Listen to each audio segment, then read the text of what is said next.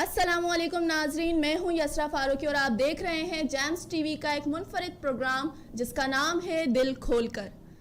और मेरे साथ मौजूद हैं इस प्रोग्राम की होस्ट। अस्सलाम वालेकुम इकरा। वालेकुम सलाम, कैसी हैं आप? जी अल्हम्दुलिल्लाह, आप बताएं। मैं भी बिल्कुल ठीक, अल्हम्दुलिल्लाह। तो नाजरीन, दिल खोलकर एक ऐसा प्रोग्राम है जिसमें मौजूद मेहमान शख्सियत शेयर करती हैं व्यूवर्स के साथ अपने मसाइल, कोई भी ऐसे मसाइल जो उनको दरपेश रहे हैं उनकी ज़िंदगी में, जिनका उन्होंने सामना किया हो और वो समझते हैं कि वो ऑडियंस के सामने, व्यूवर्स के सामने आना चाहिए ताकि उनको भी अवेयरनेस हासिल हो। तो देखते हैं कि आज हमारे साथ इस प्रोग्राम में कौन सी मेहमान शख्सियत मौजूद हैं। मुलाहिज़ा करते हैं प्रोग्राम दिल खोलकर।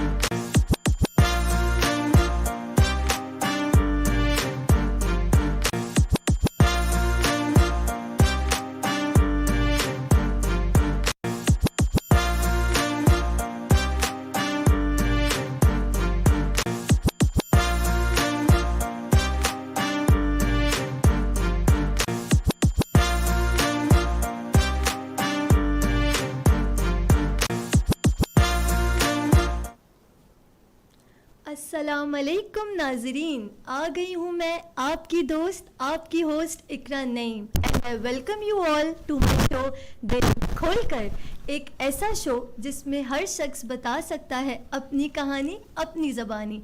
जी हाँ, हर वो शख्स जो ज़िंदगी के मसाइब का जिंदा दिली से मुकाबला कर रहा है, हर वो शख्स जो मुश्किल वक्त में भी मुस्कुरा रहा है, हर वो शख्स जो मुश्किल हालात में भी जदोजहद कर रहा है, इस शो में आ सकता है।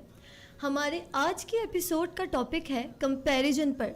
कंपैरिजन से याद आया कि दो किस्म के कंपैरिजन होते हैं। एक कंपैरिजन तो वो जो हम खुद करते हैं, अपना कंपैरिजन दूसरों से। अगर किसी के 10-12 दोस्त होते हैं तो हम सोचते हैं वाह कितना लकी है, इतने चाहने वाले हैं इसके। या फिर किसी के पास बहुत पैसे होते हैं तो हम सोचते हैं बहुत ही खुशकिस्मत इंसान है, जो चाहे खरीद ले। मगर इस एपिसोड में जो हमारी कहानी है उसमें हम बात करेंगे दूसरे किस्म के कंपैरिजन की, जो कि हम खुद नहीं करते। हम खुद अपनी ज़िंदगी खुशी से बसर कर रहे होते हैं, मगर लोग, ये सोसाइटी हमारा दूसरों से कंपैरिजन करके एक प्रेशर क्रिएट करती है।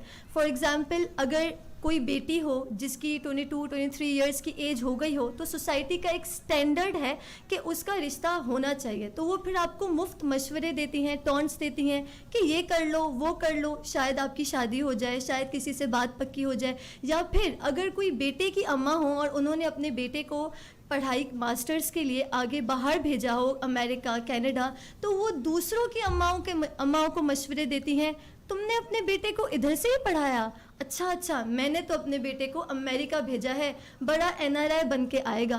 तो जो ऐसे कंपैरिजन्स होते हैं ना, जो सोसाइटी करती है, इससे क्या होता है कि दूसरे लोग अपनी ज़िंदगी खुशी से नहीं जी सकते। इसीलिए ही हमने हमारी आज की गेस्ट को बुलाया है, जो इस बात पे हमें बेहतर बता सकती हैं कि जब कंपैरिजन होता है तो कैसे हम उन कंपैरिजन्स को अनसुना करें और अपनी ज़िंदगी खुशी से गुजारें। तो विद दैट, ख़वातीन और हजरात, let's welcome miss Maliha Khan. अस्सलाम वालेकुम। वालेकुम अस्सलाम। कैसी हैं आप? मैं सही हूँ, आप सुनाएं क्या? मैं भी बिल्कुल ठीक हूँ। अच्छा मलिहा, सबसे पहले आप ये समझें कि आप मेरे घर आई हुई हैं लंच पे, हम ड्राइंग रूम में बैठे हुए हैं, तो बिल्कुल आराम से बातें करें और दिल खोल कर आज आप हमें अपनी सारी कहानी बताइएगा। बिल्कुल बिल्कुल बिल्कुल ठीक है मलिहा, तो शुरुआत करते हैं आपकी फैमिली से। तो कौन कौन है आपकी फैमिली में? मेरी फैमिली में हम 4 पर्सन्स हैं इंक्लूडिंग मी। मेरे फादर हैं, मदर हैं, मैं हूँ और फिर मेरा छोटा भाई है। ज़बरदस्त। और आप कहाँ से ताल्लुक़ रखती हैं? मेरा ताल्लुक बेसिकली हैदराबाद से ही, हम शुरू से यहीं रहते हैं। सही। अच्छा मलिहा, आपकी कहानी कंपैरिजन पर है और मुझे लगता है कि कहीं ना कहीं जो ज़्यादातर 60-70% कंपैरिजन होता है वो एजुकेशन पर होता है। तो शुरुआत करेंगे आपकी एजुकेशनल बैकग्राउंड से। तो बेसिकली मेरा एजुकेशन बैकग्राउंड ये है कि मैंने शुरू से ही द सिटी स्कूल से स्कूलिंग की है और वहीं ज़बरदस्त। से मैंने ओ लेवल पास किया है।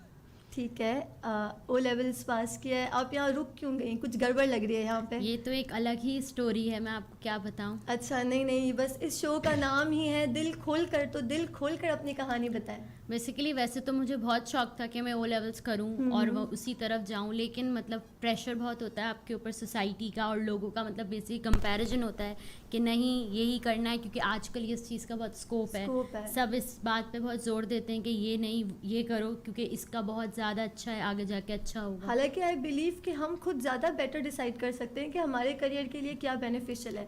तो आपके कहने का मतलब है कि आप ओ लेवल्स करना चाह ही रही थी, बट आपके पास चॉइस भी नहीं थी क्योंकि सोसाइटी का इतना यही प्रेशर सब था। चाह रहे थे कि मैं यही करूं। तो उन्होंने आपके पेरेंट्स के जहन में ये बात डाल दी होगी कि बिल्कुल, भाई बिल्कुल। इनको ओ लेवल्स ही करना है। बिल्कुल। चलें सही, तो आपको वैसे भी क्योंकि ओ लेवल्स करना था तो ये तो अच्छी बात हो गई। फिर आपने ए लेवल्स किया, इंटर किया, आगे आपका क्या बैकग्राउंड है एजुकेशन? नहीं, मैंने फिर इंटरमीडिएट पे वो स्किप कर लिया था, ओ लेवल्स को छोड़ के। ओ लेवल्स को छोड़ के ए लेवल्स को ए लेवल्स किया या इंटर किया? नहीं, मैंने इंटरमीडिएट किया है। इंटरमीडिएट किया, अच्छा सही। तो इस दौरान लोगों का कुछ फीडबैक था या ये आपने सुकून से कर लिया? नहीं, बहुत ज़्यादा प्रॉब्लम्स थी क्योंकि ओ लेवल्स के बाद सब एक्सपेक्ट करते हैं कि आप ए लेवल्स करें एज एन लाइक डिग्री में, लेकिन जो मुझे एक चलता आ रहा है कि ओ लेवल्स के बाद सब ए लेवल्स करते हैं। बिल्कुल, लेकिन मेरी डिग्री के हिसाब से ए लेवल्स का कोई मतलब ज़्यादा स्कोप नहीं था, तो मुझे चेंज करना था अपना बोर्ड, हैदराबाद बोर्ड की तरफ सही। आना था। तो उसमें भी मुझे बहुत डिफ़िकल्टीज हुई कि मतलब लोगों ने कहा ऐसा क्यों कर रहे हैं, ग्रेड्स भी अच्छे आए हैं, उसी करो, मतलब काफ़ी टाइम तो वही डिसअपॉइंटमेंट चीज़ थी करो। कि बहुत ज़्यादा फेस हुआ कंपैरिजन। थोड़ा सा लग रहा होगा कि शायद इतना लोग बता रहे हैं, शायद मैं अपने लिए बेहतर खुद नहीं समझ सकती। तो जब ये लोग आपको कह रहे थे कि नहीं आप ऐसा करो वैसा करो, तो इस दौरान पेरेंट्स का क्या, आपके पेरेंट्स का क्या फीडबैक था कि आपको ए लेवल्स करना चाहिए? शुरू में तो मेरे पेरेंट्स भी उनकी बातों से काफ़ी इन्फ्लुएंस हो गए कि क्यों चेंज कर रही हो, मतलब क्यों चेंज करना नहीं चाहिए। जाहिर है कोई इतना कहता है तो पेरेंट्स के जहन में होता सब है। लोग ये एक ही बात, लेकिन फॉर अ टाइम बीइंग मतलब थोड़ा टाइम गुजर गया, उसके बाद उनको रियलाइज़ हुआ कि जो मैं कहती थी वो सही था और इन दी एंड मैंने इंटरमीडिएट किया। ज़बरदस्त। तो फिर आपने ये 2 साल यकीनन सुकून से, ये 2 साल तो सुकून से गुजरे होंगे आपके? नहीं, बिल्कुल भी नहीं, ऐसी बात नहीं है। अच्छा। सुकून कहाँ है। अच्छा, इसमें फिर क्या लोगों ने कुछ कंपैरिजन्स किए? नहीं, इसमें भी लोगों ने काफ़ी कहा कि आप इंटरमीडिएट में आ गए, तो अब सबसे बड़ी बात होती ग्रेड की हमारे बोर्ड में कि ए ग्रेड, बी ग्रेड नहीं, A1 का का भी स्कोप कोई है। हाँ। नहीं है, A1 ग्रेड आना चाहिए और मेरे ऊपर भी यही प्रेशर था कि A1 आए। एज यूजुअल मेरा A ग्रेड आया, उसके बाद मुझे बहुत डिफ़िकल्टीज हुई। तो कि ए ग्रेड क्यों भी हालांकि आया? बहुत ही अच्छा है। और मुझे याद है कि मेरी भी एक कहानी है कि मेरा 9th मैट्रिक में ना A1 आया था, तो सबकी एक उम्मीदें हो गई कि भाई इसका फर्स्ट ईयर इंटर में भी A1 आएगा। बट कुछ ऐसा हुआ कि उस टाइम सबके रिजल्ट्स ऐसे थे कि ए ग्रेड ही सबके है। तो जब मेरा ए ग्रेड आया मुझे याद है मैं कॉलेज से रोते रोते घर आई, और वो पहली बार था जो मैं इतना ज़्यादा परेशान हुई कि अब मैं कैसे पेरेंट्स को फेस करूँगी कि मेरा A1 नहीं आया, मेरे भाइयों का, मेरे कज़न सबका A1 आया, बट मेरा फर्स्ट ईयर इंटर में A1 नहीं आया। तो बहुत मुश्किल हुआ पर वहाँ तक पहुँचना। बट फिर पेरेंट्स ने देखा कि इर्द गिर्द सबके ही ए ग्रेड आए, तो फिर उनको तसल्ली हुई कि हाँ भाई ये अच्छा मतलब है। वही ना कंपैरिजन, मतलब कि Validation चाहिए सबके थी, हाँ। आए हैं तो हमारे आया है तो तो सही है, तो वरना सही नहीं है सही। ये होता है। तो फिर आपका जब ए ग्रेड आया तो उस टाइम पे क्या रिएक्शन था आपका, आपके खानदान वालों का? मतलब आपके? शुरू में तो सबको डिसअपॉइंटमेंट थी कि A1 आ सकता है, क्योंकि ओ लेवल्स में जब A* का है तो आपका A1 ग्रेड आ सकता था, कोई मुश्किल नहीं। बिल्कुल बिल्कुल। फिर लेकिन उस टाइम पे सभी मतलब काफ़ी रिजल्ट खराब हुआ बच्चों का, तो फिर उसको देखते हुए सबने वही कंपैरिजन वाला फेज आया। सबका कि ये है आया, कि ठीक है, अच्छा, सही, फिर अच्छा है, हाँ। फिर और अच्छा अगर है। सबका अगर नहीं A1 आया आया होता तो नहीं, बहुत फिर ए प्रॉब्लम। ग्रेड कैसे आ गया भाई? बिल्कुल। बिल्कुल सही बात है। तो अच्छा, कंपैरिजन की हम जो बात कर रहे हैं तो ये तो आपका इंटर हो गया, ठीक है। फिर अब फैसला आता है यूनिवर्सिटी चूज़ करने का कि कौन सा यूनिवर्सिटी चूज़ करना है और कौन सी डिग्री चूज़ करनी है।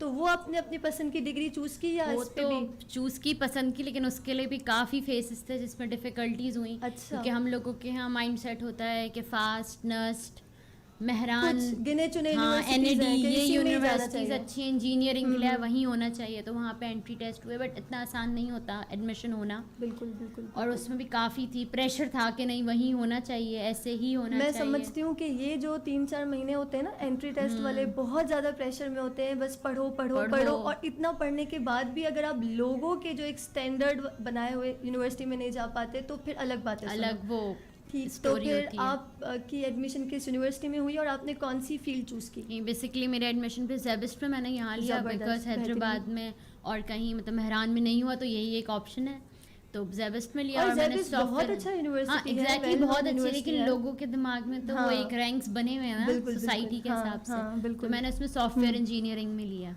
सॉफ्टवेयर इंजीनियरिंग में लिया, तो इस पे किसी ने कुछ कहा कि इसमें सॉफ्टवेयर इंजीनियरिंग ही क्यों की? क्योंकि लड़कियों के लिए एक ये भी मयार होता है कि लड़की है तो उसको डॉक्टर बनना हाँ, चाहिए। ये भी एक फेस था कि भाई ये डिग्री क्यों नहीं, बट लेकिन उसको भी ले भी बहुत ही मनाना पड़ा और बहुत ही मतलब आपके लिए मेहनत करनी पड़ी कि नहीं, स्टैट्स के साथ अपने पेरेंट्स को बताना पड़ा कि नहीं ये भी अच्छी है और इसमें भी काफ़ी स्कोप है। ये वो जनरेशन नहीं है जिसमें लड़कियां सिर्फ सिर्फ डॉक्टर बने डॉक्टर तो ही बने, कामयाब हाँ। हो सकती हैं, क्योंकि मैं खुद भी डॉक्टर नहीं हूँ and I am happy and content with my life, but लोगों के कंपैरिजन सोचने पे मजबूर करते हैं कि ये फील्ड क्यों चूज़ हाँ। की, वो क्यों नहीं चूज़ की, कि शायद हम ही गलत शायद डायरेक्शन हम में ही जा रहे गलत है, हैं। उस वक्त के लिए एक प्रेशर हो जाता है। अच्छा मलिया, ये तो आपकी यूनिवर्सिटी के पहले की बातें थी, लेकिन आप जब यूनिवर्सिटी में एंटर हो गई तो वो जो 3-4 साल होते हैं तो उसमें क्या कुछ प्रॉब्लम्स हुई, जिसमें कोई बातें जिसमें कंपैरिजन हुआ हो? बेसिकली वहीं से तो सही लाइफ स्टार्ट होती है, आप Exactly, प्रोफेशन में आते बिल्कुल। हैं तो उसमें काफ़ी लोगों के ऊपर आपकी नज़रें होती हैं, और आप जहाँ इंस्टीट्यूट में जाते हैं वहाँ भी काफ़ी डिफ़िकल्टीज़ आपको फेस होती हैं, कि यूनिवर्सिटी लाइफ तो कहते हैं ग्लैमर और उस चीज़ का है, मतलब काफ़ी लोगों में एक होता है स्टैंडर्ड मेंटेन करना पड़ता मेंटेन है। है कि बताऊँ आपको ऐसे ही तैयार होना है, ऐसे ही रहना है, कि क्लासेस होती हैं वहाँ पे, मतलब काफ़ी इस चीज़ों को कॉन्शियस होते हैं बच्चे लेकर, बिल्कुल, जबकि होना नहीं चाहिए। बिल्कुल। तो इसका भी बड़ा डिफ़िकल्टी कि ऐसे जाना चाहिए वैसे नहीं जाना चाहिए, इस चीज़ और को carry ये करना भी होता है चाहिए। कि मुझे याद है कि 1-2 बार मैंने कपड़े रिपीट कर लिए, जो बिल्कुल सही बात है, तो किसी ने कहा कि इकरा तुमने ये ड्रेस रिपीट कर लिया, अभी तुमने 1 महीना पहले तो पहना था। तो मैंने कहा कि अल्हम्दुलिल्लाह मेरे घर में एक वॉशिंग मशीन है, अच्छी क्वालिटी की है, तो उससे कपड़े धुल जाते हैं। तो बिल्कुल अच्छा जवाब दिया आपने। तो सही बात है, अगर हमने कपड़े लिए हैं तो लोग समझते हैं कि अब यूनिवर्सिटी में हर दिन अलग ड्रेस हो, अब वो नहीं हो सकता, ऑब्वियसली हर दिन अलग अलग ड्रेस नहीं पहन सकते। इतने सारे ड्रेस ले, और ये Exactly. मतलब स्टूपिडिटी भी है Stupidity है, waste of आप money है। जब खरी मतलब एक वॉश कर सकते हैं ड्रेस को, तो वही ड्रेस और बैग में अगर कोई पहने। बाय चॉइस ले रहा है हर दिन अलग ड्रेस तो वी वो एक रिस्पेक्ट दैट, उसकी choice है ना। पर अगर कोई नहीं कर रहा तो उसको आप टॉन्ट करें कि क्यों कपड़े नहीं है पहनने के लिए, तो एक बंदा और फिर एक और बात कही जाती है कि ये बॉयज के लिए नहीं होता, कि वो तो एक ही शर्ट में 3 दिन गुजार देते और हैं। उनको कोई girls जज नहीं करता। हम गर्ल्स में ज़्यादा होता है, जजमेंट्स भी होती हैं और कमेंट भी पास होते हैं, ऐसा नहीं कि आप खुद ही जज करके चुप हो गए, सामने वाले को ह्यूमिलेट करते हैं बोल करके, तुम ऐसे पहन कर आ गए, तुम ऐसे रह रहे हो। और यूनिवर्सिटी में ये भी होता है कि कभी कभार अगर आप अच्छा तैयार होके अच्छा चले जाओ तो सब बोलते हैं सुबह इतना टाइम कैसे मिला इतना तैयार होने का, और कभी कभार मुंह धो के चले जाओ वो भी मसला है। ऐसे ही आ गए बेजार शक्ल लेके, मतलब यूनिवर्सिटी आए हो तो लोगों का वही ना, किसी हाल में खुश किसी ना हाल होने में कुछ वाला नहीं, है। तो ये कंपैरिजन्स का आपको सामना करना पड़ा। बिल्कुल, बहुत कि ज़्यादा। अगर आप सिंपल जा रहे हो तो वो भी इशू है, आप ज़्यादा तैयार होकर जा रहे हो वो भी एक इशू है। तो फिर आप कैसे जाती थी, अब हम जानना चाहते हैं कि मैं तो नॉर्मल जिस दिन जो दिल चाह रहा है, जिस कभी दिन जो नहीं है दिल चाह जाने रहा का है। दिल तो मुंह धो के ही चले गए क्लास लेने के लिए। मूड के हिसाब से भी होता है, मूड के कभी आप हिसाब उठते से। ही सुबह 5 मिनट पहले होके हाँ, बस चलो चल क्लास लेने जाना ज़रूरी है। चल दिए, ठीक है। तो मलिया, ये तो आपकी यूनिवर्सिटी लाइफ के प्रॉब्लम्स थे।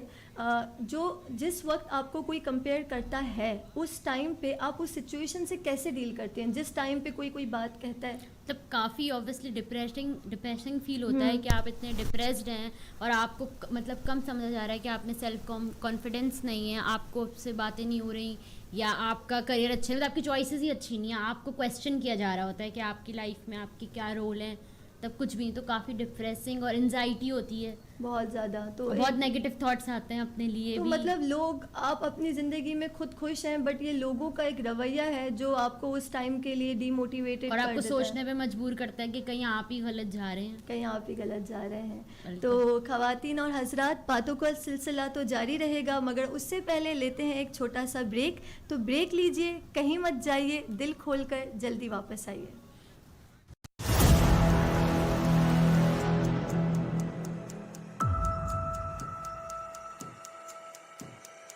Do you know cell is the basic unit of life, यानी हमारे जिस्म की पूरी तामीर एक सिंगल सेल से शुरू होती है। और मजे की बात, we are unable to see the cell through our naked eye. सिर्फ यही नहीं, human body is having 7 octillion atoms. Oh my god. So इसी तरह की बहुत सारी मालूमात आपको मिलेंगी मेरे प्रोग्राम दी बायो टीचर में।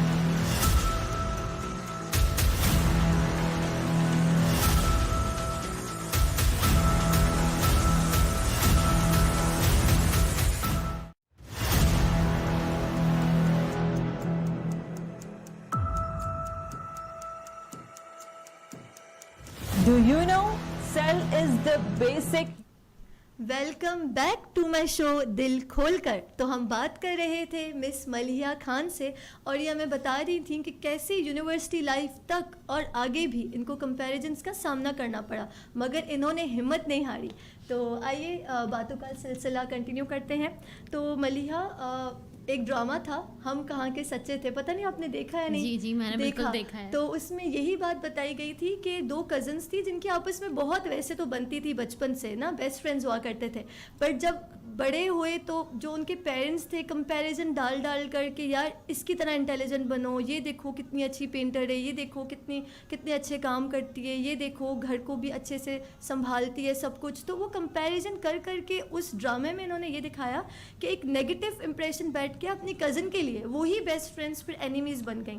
तो उस ड्रामे को देख के एक सवाल जहन में आया कि रियलिटी में भी क्या ऐसा होता है कि अगर हम कंपैरिजन जिस बंदे से किया जाता है वो आपके दिल में उसके लिए नेगेटिव ख्यालात आ जाते हैं? बिल्कुल ऐसा होता है, और काफ़ी ज़्यादा नेगेटिव ख्याल आते हैं कि आपको अच्छा। वो बुरा खुद लगने लग जाता है, जबकि उसने कुछ किया नहीं होता। लोगों ने ही जहन में बातें डाली होती हैं, बट वाकई में ऐसा होता है कि आपको सामने वाला की एग्जिस्टेंस भी अजीब लगती है कि यार ये होता ही ना, हरू भरू हमारे लिए कंपैरिजन। इससे बात ही नहीं करनी चाहिए, हम क्यों इससे मुंह लग रहे हैं, या बस ये जाए, हमें इससे डिस्कशन नहीं करनी। सही। तो कभी आपका कंपैरिजन किसी एक बंदे से ज़्यादा किया गया हो, या एक दो बार ही और आपकी उससे मुलाकात हुई हो, तो वो कैसी थी आपकी मुलाकात? इसके बारे में थोड़ा नाज़रीन को काफ़ी बताएं। मैं उनसे मिलती थी ना, उसके बाद 10 to 5 मिनट्स मुझे होता था मैं बात ही नहीं करूँ, मतलब rude, you know, it's like human nature कि भाई इसकी वजह से मेरे लिए ह्यूमन नेचर है कि आपको सामने वाले की बातें सुन के आप बुरा फील करते हैं। मतलब 10 to 15 मिनट्स मुझे होता था कि बस सही है, ये चला जाए, लेकिन फिर मैं सोचती थी कि भाई इसकी तो कोई गलती नहीं है, इसने थोड़ी कुछ किया, अगर उसने अपनी लाइफ में कुछ अचीव किया है वो अपने लिए किया है, तो सराउंडिंग ने बुरा बनाया, खुद नहीं कर रहा। हाँ, मतलब उसने मुझे आके थोड़ी बोला कि मैं अच्छा हूँ तुम भी ऐसा बनो, लोगों ने करा है ना, तो मतलब मुझे बुरा लगता था, लेकिन फिर मैं अपने आप को काम करती थी, कोई बात नहीं, वो नॉर्मल इंसान है, हमें उससे भी अच्छे से बात करनी चाहिए, फिर नॉर्मल हो जाता है। लेकिन इसका इम्पैक्ट होता है, मतलब अगर आप ड्रामे से रिलेट करिए तो सच है, ये बात होता है इम्पैक्ट। तो चलें, ये इनकी एक बहुत ही अच्छी बात है कि ये उनकी दुश्मन नहीं बन गई, उनसे बदतमीजी नहीं की, थोड़ी देर चुप थी, and I guess that's natural कि आपको टाइम लगता है ये चीज़ एक्सेप्ट करने में कि उस बंदे की गलती नहीं है। मेरे साथ भी यही हुआ है कि मेरी एक दो दोस्तें थीं, उन्होंने अचानक से मुझसे बात करना थोड़ी कम कर दी, तो मैंने पूछा कि क्या मसला है, क्या मैटर है। तो जब किसी इवेंट में मुझे अपॉर्चुनिटी मिली तो उन्होंने कहा यही मसला है इकरा, तुम इवेंट्स में जाती हो और हमारे पेरेंट्स फिर हमें बोलते हैं कि तुम भी एक्स्ट्रा करिकुलर एक्टिविटीज़ में जाओ, लेकिन हमारा शौक़ नहीं है। तब मैंने रियलाइज़ किया कि उनका ये प्रॉब्लम था मुझसे। तो जो पेरेंट्स या जो रिलेटिव्स कंपैरिजन करते हैं ना, तो इससे ये होता है कि एक नेगेटिविटी फैल जाती है। तो चलें, बिल्कुल रियल लाइफ में ऐसा ही होता है कि मतलब दूसरा बंदा उसकी बुराई करता है सामने वाले की, और हमें वो बुरा लगने लगता है, जबकि ऐसा होना नहीं चाहिए, वो हमारे साथ डायरेक्टली तो बुराई नहीं कर रहा ना। पर ये चीज़ समझने में भी टाइम लगता है। मुझे भी अगर किसी से कंपेयर किया जाता है तो मेरे दिल में भी उसके लिए बात आती है। फिर रात को सोचते हैं, जब एक थॉट प्रोसेस चलता है हम लड़कियों का कि सारी बातें रात को याद आती है, तब 3 AM 4 AM थिंकिंग्स, तो तब हम सोचते हैं कि नहीं यार इसकी गलती नहीं है। बिल्कुल सही। अच्छा मलिहा, जब भी कोई प्रॉब्लम्स होते हैं, हर किसी के लाइफ में डिफरेंट डिफिकल्टीज होती हैं, तो कोई ना कोई उनका एक मोरल सपोर्टर होता है, एक हमदर्द होता है जो उनके दुख सुख का साथी होता है। तो आपके लिए वो आपकी मोरल सपोर्टर कौन बने? वैसे तो फैमिली है कि वो बात मान जाती है, उनको जिद करो, लेकिन उसके बाद मेरे फ्रेंड्स हैं वो काफ़ी सपोर्टिव रहे हैं इस मामले में, कि उनसे कभी भी प्रॉब्लम डिस्कस की गई है या उनके घर गया गया है तो उन्होंने काफ़ी साथ दिया, समझाया कि ऐसा कोई नहीं, ये भी एक फेस है लाइफ का, वो निकल जाएगा, फॉर अ टाइम बीइंग है, फिर निकल जाएगा। ये भी माशाल्लाह अच्छी बात है कि इनके फ्रेंड्स इनको सपोर्ट करते हैं। तो कभी ऐसा हुआ होगा कि आपने फ्रेंड को कॉल की होगी, यार सुनो मैं बहुत परेशान हूँ, और डायरेक्टली घर चली गई? एग्जैक्टली, ऐसा बहुत बार हुआ है। तो फिर उन्होंने, अच्छा ये भी अच्छी अच्छी बात है कि आपके फ्रेंड्स पे समझदार हैं जो आपको राइट डायरेक्शन में मोटिवेट करते हैं। बिकॉज देखा जाए तो अगर आप अपनी स्टोरी लें, मेरी लें, हम सब उस फेज से गुजरे हैं, तो सबको पता होता है कि कैसा फील कर रहा है सामने वाला। कैसे फील कर रहा है, सही बात है। तो आपके मोरल सपोर्टर आपके फ्रेंड्स हैं। अच्छा, इसके अलावा जब आप बहुत डाउन होती हैं, अपसेट होती हैं, उस वक्त आपको कोई करता है कंपेयर और आपका कॉन्फिडेंस ख़त्म हो जाता है, तो कुछ एक्टिविटीज़ हों जो आप करती हों अपना दिल बहलाने के हाँ, लिए? वैसे तो मैं काफ़ी होम सिक टाइप पर्सन हूँ, तो मैं सीरीज़ देख ली, एक सब कर लिया, लैपटॉप मतलब यूज़ सीरीज देखना अच्छी एक्टिविटी है, हाँ। कुछ देर के लिए आपका अपनी माइंड उस जिंदगी तरह से चला distract हो जाता है। हाँ। हाँ। और बाकी कुछ नहीं रहा तो हम गर्ल्स की जो अरे आदत सीरीज है, से याद आया, आप वो वाली बंदी हैं कि सीरीज में कोई इमोशनल सीन हो रहा हो, आपने भी रोना शुरू कर दिया, फिर सीरीज खत्म हुई, रियलाइज हो अरे ये तो कैरेक्टर्स थे, कैरेक्टर। एग्जैक्टली ऐसा मतलब हम खो जाते हैं ना उसमें स्टोरी में। या उसके अगर उसकी साइड में देखा जाए तो शॉपिंग वगैरह पे आप चले जाएं, अगर हम लड़कियों का शौक है, कहीं बाहर आउटिंग पे चले गए। भाई शॉपिंग ऐसी चीज है कि मैं कहती हूँ मैं शॉपिंग के लिए जानबूझ के रोज अपसेट हो जाऊंगी कि भाई मैं शॉपिंग पे शॉपिंग जाऊँ। पे लेके जाएं, बिल्कुल सही ऐसा बात होता है है। हम लोगों के लिए। तो वही चीज़ें एक्टिविटी में आपका दिल बहलाती हैं, मतलब आपको उस पॉइंट से हटाती हैं और दूसरी जगह लेके जाती हैं। सही। तो ये कुछ एक्टिविटीज़ हैं नाजरीन जो ये करती हैं, और अगर आप भी कंपैरिजन का शिकार हैं और आप भी इस चीज़ से बहुत अपसेट हो जाते हैं, तो मैं सजेस्ट करूँगी कि कुछ एक्टिविटीज़ ढूंढ लें जिनसे आपका दिल बहल जाता हो। इनके लिए शॉपिंग एक इनकी एक्टिविटी है, ये फ्रेंड से बात कर लेती हैं, कोई नॉवेल्स पढ़ लेता है, कोई बुक्स पढ़ लेता है, तो सबकी अलग अलग एक्टिविटीज़ होती हैं। अच्छा मलिया, आप जो इस सब से गुजरी हैं और आपने इस सब से गुजर कर एक अच्छा मतलब एक कॉन्सेप्ट दिया है हमारी ऑडियंस को कि आपको पॉजिटिवली डील करना चाहिए, तो आप एक एडवाइस देना चाहेंगी तमाम उन नाजरीन को जो इस सब से गुजर रहे हैं कि अपने लफ्ज़ों में? मैं बस यही एडवाइस देना चाहूँगी कि सब लोग पेशेंस और सब्र से काम लें। हर लाइफ का फेस होता है, वो आता है और सब पे आता है, और वो टाइम से ही जाएगा। मतलब अगर आप चाहें कि जल्दी गुजर जाए, ऐसा नहीं हो सकता, वक्त अपने वक्त से ही जाता है। तो मतलब हमें बहुत सब्र से काम लेना चाहिए हर उसमें। मतलब लोग बातें कहेंगे, आपको बुली भी करेंगे, बहुत ह्यूमिलेट करेंगे, कि आपको बहुत ऑफेंड फील होगा कि ऐसे मुझे नहीं रहना, बट आप सब्र से काम लें, टाइम आएगा आपका, वो होता है ना, अपना टाइम आएगा, अपना टाइम आएगा। सही बात है। अच्छा, बहुत ही इन्होंने बेहतरीन एडवाइस दी, मुझे उम्मीद है कि आप सब इस पे अमल करेंगे। अच्छा मलिया, आपने हमें यूनिवर्सिटी लाइफ की प्रॉब्लम्स बताई, एजुकेशनल प्रॉब्लम्स बताई, इन सब में आपको कंपैरिजन पेश आया। इसके अलावा और कोई एस्पेक्ट है आपकी लाइफ का जिस पे कंपेयर किया गया हो आपका? वैसे पर्सनली मेरी लाइफ का तो क्या ले लें, लेकिन दूसरों का मैंने बहुत देखा, जो फ्रेशली ग्रेजुएट होती हैं लड़कियां, तो बड़ा उनका प्रेशर होता है शादी वगैरह पे। अगर आपने वो टॉपिक देखा हो कि हमारी सोसाइटी में एक एज है कि 23, 24 में तो अब उसकी शादी होनी हाँ, चाहिए या उसकी बात शादी पक्की होनी हाँ, चाहिए, इतना हाँ। तो हो जाना चाहिए।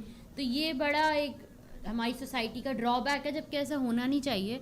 इंसान अपनी चॉइस से सिंगल होता है या मैरिड होता है या एंगेज्ड होता है, जो भी, लेकिन हमारे यहाँ जरूरी लड़कियों नहीं पे है प्रेशर कि दिया जाता इसीलिए है। हम अनमैरिड हैं या सिंगल हैं कि हमें रिश्ते नहीं आ रहे। Exactly. अक्सर आ रहे होते हैं बट हम रेडी नहीं होते कि हमारे करियर चॉइसेस और होते हैं। तो आप पे ये प्रेशर नहीं था लोगों नहीं, का? मेरे पे, क्योंकि अभी मेरा ग्रेजुएट 3 महीने हैं होने, शुक्र है आप इस लेकिन चीज़ मैंने से- ये जज किया अपनी फैमिली में देख के ही और लोगों को देख के, काफ़ी प्रेशर हो जाते हैं कि इसकी अभी तक शादी, मतलब सवाल ही है ये लोगों के पास, शादी नहीं हुई। अच्छा, मैंने एक मीम देखा था कि when a 25 years old girl enters to a marriage, तो हम तो बिल्कुल टिप टॉप अच्छे से एंटर होते हैं, बट लोग हमें ऐसे देखते हैं कि हम खास रहे हैं, हाँ, हाथ में बुड्ढे हो डंडी गए, है, हाँ। बिल्कुल ओल्ड हो गए हैं, जबकि हम मजे से कह रहे हैं हेलो कैसे हैं, तो पर लोग हमें ऐसे Judge परसीव कर कर रहे रहे हैं, हैं हाँ, कि भाई अब इसकी उम्र निकल रही है, और फिर हर किसी के सवाल कि कब हो रही है शादी। तो बिल्कुल मतलब हम लोगों को वो ऑब्जेक्ट बनाया जाता है, आई गेस, कि मतलब कि उसकी लड़की शादी का है। ऑब्जेक्ट है, और शादी अगर होनी लड़का है। है तो अंडरस्टूड है कि भाई 25-24 में तो हाँ। नहीं होनी इसकी शादी, इसको करियर में आगे और जाना फिर है। ये भी हमारी सोसाइटी का है कि लड़कों को तो कभी भी लड़की मिल जाएगी, मसला ही नहीं है। मतलब अगर वो एजेड भी होंगे तब भी उनको मिल जाएगी, लेकिन लड़कियों की तो एज है, वो निकल गई, उसके बाद उनकी शादी नहीं होगी। बिल्कुल। तो मलिया, आपसे बात करके बहुत अच्छा लगा, and thank you so much for coming to my show. You're welcome, मुझे भी बहुत अच्छा लगा आपका गेस्ट बन के। नहीं, आपने जो हमें इतनी अच्छी मालूमात दी, तो नाजरीन मैं उम्मीद करती हूँ कि इनकी बातें सुनकर ज़रूर हम इस पे अप्लाई करेंगे। और जाते जाते मैं ये कहूँगी कि everybody has their own journey. Allah ने मुझे इकरा बनाया है, इनको मलिहा बनाया है, और जिसको भी जो बनाया है उनकी अलग अलग जर्नीज़ हैं, और उस जर्नी के लिए जो नीडेड क्वालिटीज़ हैं और जो नीडेड ब्लेसिंग्स हैं उनसे उनको नवाजा है।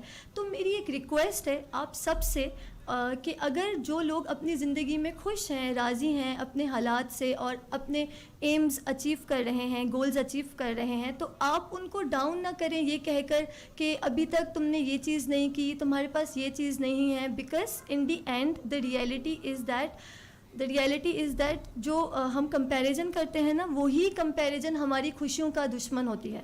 तो प्लीज़ आप कंपैरिजन ना करें।